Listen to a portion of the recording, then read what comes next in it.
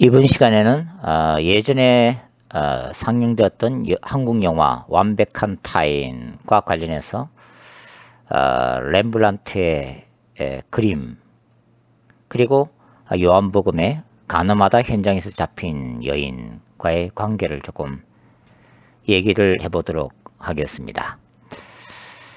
영화 완벽한 타인은 40년 지기 친구 부부들이 함께 모여 다정한 저녁 식사를 하는 자리에서 시작된 스마트폰 공개 게임에 대해서 다루고 있습니다. 우연히 장난삼아 시작된 이 게임은 마침내 그 참석자 모두를 두려움과 공포 속으로 몰아넣죠.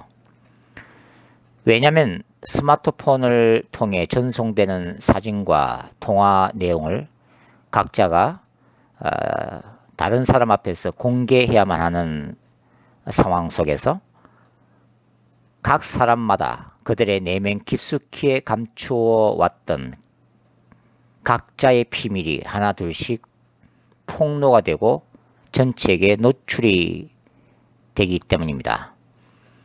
이 게임에서 자유로운 사람은 스크린 밖에서 이들의 혼란스럽고 우스꽝스러운 모습들을 묵묵히 지켜보면서 즐기는 관객들 뿐이죠. 영화 속의 등장인물들은 그동안 너무나 서로를 잘 안다고 생각했지만 사실 서로를 너무나 잘 모르고 있었던 말 그대로 완벽한 타인의 관계였던 셈입니다. 심지어 부부 사이에도 말입니다. 이 영화의 원작은 이태리 영화인 Perfect Stranger라고 합니다. 모티브나 줄거리가 거의 같다고 전해지네요.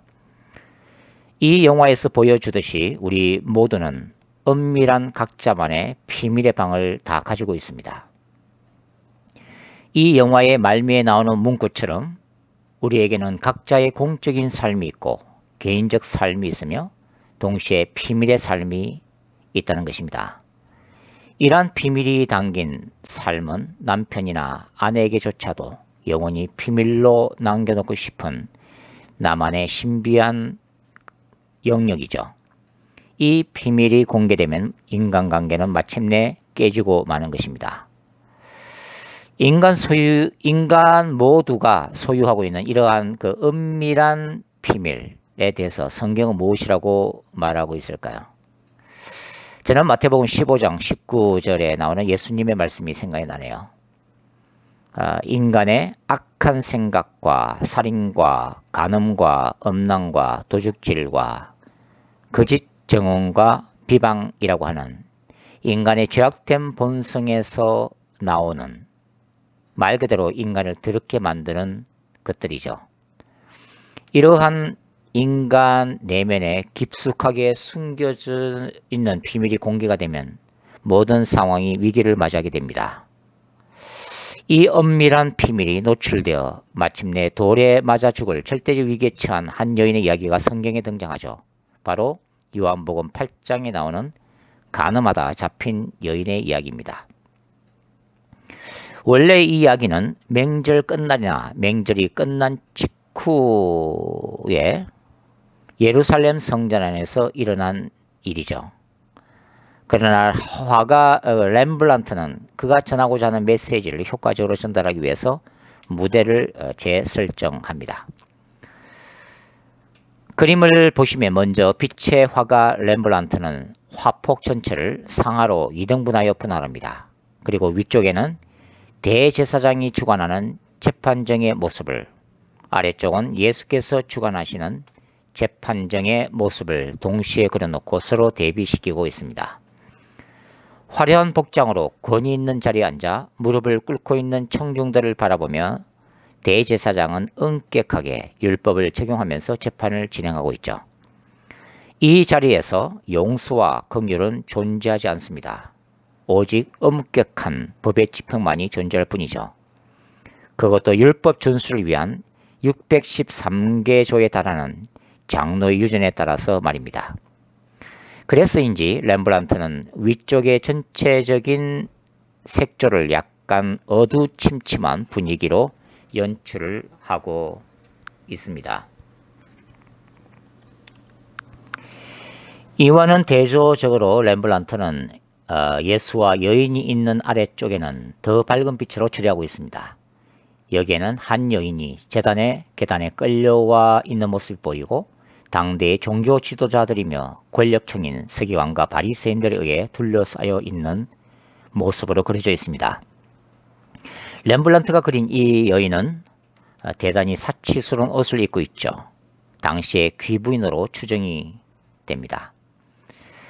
그렇다면 그녀를 상대할 만한 그녀의 파트너는 어떤 사람이었을까요? 성경은 언급이 없습니다. 유대 사회에서 명망 있는 집안의 금수저 출신이었을 것으로 추정됩니다. 렘블란트에 의하면 말이죠.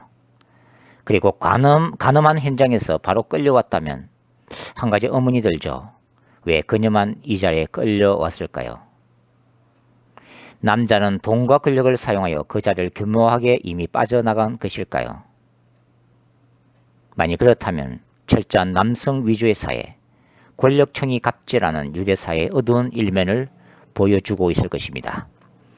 렘블란트의 그림을 보면 검은 복장을 한 바리새인이 오른손으로 여인을 가리키며 강경한 어조로 예수께 이렇게 묻고 있습니다. 선생이여, 이 여자가 간음하다가 현장에서 잡혔나이다. 모세는 율법에 이러한 여자를 돌로 치라 맹하였거니와 선생은 어떻게 말하겠나이까? 만일 예수께서 이 여인에게 죄가 있으니 죽이라 라고 말하면 유대인의 자체 사형 집행권을 인정하지 않는 로마법에 저촉이 되고 죄가 없다라고 선언하면 모세 율법을 어기게 됩니다. 따라서 예수께서는 즉각적인 답변을 피하시고 몸을 굽혀 손가락으로 한동안 땅 위에 글을 쓰고 계셨죠. 예수를 빨리 올가미에 넣어 죽일 궁리로 가득 차 있는 바리새인들의 정오에 찬 급박한 물음들, 음모로 이글 그리는 눈동자들, 그 혼돈과 어둠의 권세가 넘쳐나는 현장에서 예수님은 침착하게 글만 쓰고 계셨던 것입니다. 주목할 것은 렘블란트의 그림 속에서 가장 빛을 발하고 있는 인물이 예수님이 아니라는 사실입니다. 중심적인 인물은 바로 간음하다 현장에 끌려온 여인이죠. 자세히 보시면 그림의 정중앙 하단에 예수님이 아닌 잡혀온 여인이 배치되어 있습니다. 더욱이 가장 밝은 스포트라이트가 죄 많은 이 여인에게 집중적으로 쏟아지고 있음을 발견할 수 있을 것입니다. 렘블란트는 역설적이에도 용서의 복음을 이런 식으로 표현하고 있는 거죠. 자기 자신이 거룩한 하나님 앞에서 얼마나 처참한 죄인이며 하나님의 용서를 필요로 하는 인간인지를 정직하게 인식하는 자들에게만 임하는 은혜에 비친 것입니다. 서기관과 바리새인들, 대제사장들은 겉으로 드러난 행위로서의 죄만 다루는 존재들이죠. 그러나 예수님은 인간의 내면 속에 존재하는 죄악까지 깨뜨려 보시는 분이셨습니다. 예수님이 이렇게 말씀하신 바가 있습니다. 마태복음 5장 28절에는 이렇게 기록되어 있죠. 나는 너희에게 이르노니 업욕을 품고 여자를 보는 자마다 마음에 이미 간음하였느니라. 사탄적 시험과 위기의 장소에서 예수는 무리들의 객정과 흥분과 분노가 어느 정도 사그러질 무렵 천천히 몸을 일으키시며 그들의 눈을 직시하셨습니다. 그리고 단호한 어조로 이렇게 말씀하셨죠. 너희 중에 죄 없는 자가 먼저 돌로 치라. 서기관들과 제사장들은 화려한 옷을 입고 탁월한 언변으로 율법을 가르치고 집행했지만 그들의 추악한 내면적 죄악들은 반드시 숨겨야만 하는 엄밀한 비밀들로 그들의 영혼을 채우고 있었습니다. 예수께서는 그들 속에 있는 그 죄악들을 직시하셨으며 말씀으로 그들의 양심을 뒤흔들고 계셨던 것이죠. 렘블란트는 그림 속에서 여인을 가리키고 있는 바리새인의 손을 밝은 색으로 처리하고 있습니다. 여인의 죄를 지적하는 율법의 거룩함을 나타내고 있는 것이죠. 반면에 바리새인의 복장은 죄를 상징하는 검은색으로 처리합니다.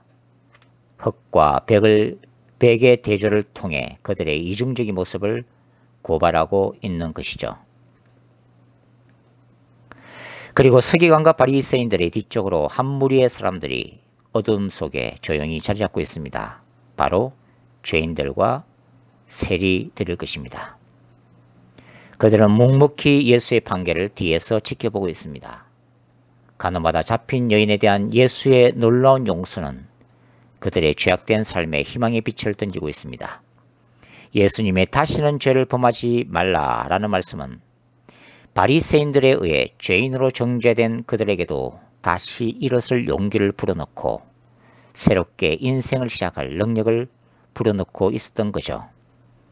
예수님의 입을 통해 선포된 위대한 복음의 능력인 것입니다. 오늘도 우리는 세상 속에서 완벽한 타인들로 살아가고 있습니다. 다중적인 외적 페르소나, 즉 수많은 가면 속에 숨겨진 일그러진 자상으로 각자가 살아가고 있죠.